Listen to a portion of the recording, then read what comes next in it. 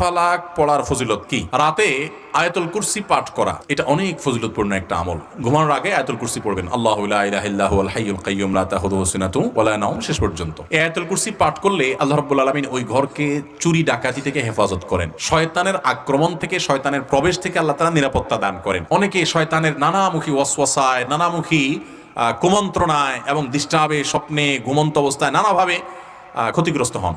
এগুলো থেকে বাঁচার জন্য রাতে আয়াতুল কুরসি পড়ে শোয়ার কোনো বিকল্প নাই। এটি বিশুদ্ধ হাদিস দ্বারা, বুখারী হাদিস দ্বারা প্রমাণিত যে শয়তানের পাকড়াও থেকে, আক্রমণ থেকে আল্লাহ তাআলা নিরাপদে রাখেন, হেফাজতে রাখেন, আল্লাহর নিরাপত্তা থাকা যায়। ঠিক একই ফজিলত রয়েছে তিন কুলেরও, সূরা ইখলাস, সূরা ফালাক, সূরা নাস, কুল হুয়াল্লাহ, কুল আউযু বিরাব্বিল ফালাক এবং কুল আউযু বিরাব্বিন নাস, তিনবার করে পাঠ করা। এবং আপনারা অনেকে হয়তো জেনে থাকবেন, রাত এবং দিন এই 24 ঘন্টার ভিতরে 5 ওয়াক্ত সালাতের মধ্যে তো সূরা ফাতিহা প্রত্যেক রাকাতে পড়তেই হয়। এরপর ওয়াজিফা হিসাবে, মাসনুন জিকির হিসাবে কোরআনে কারীমের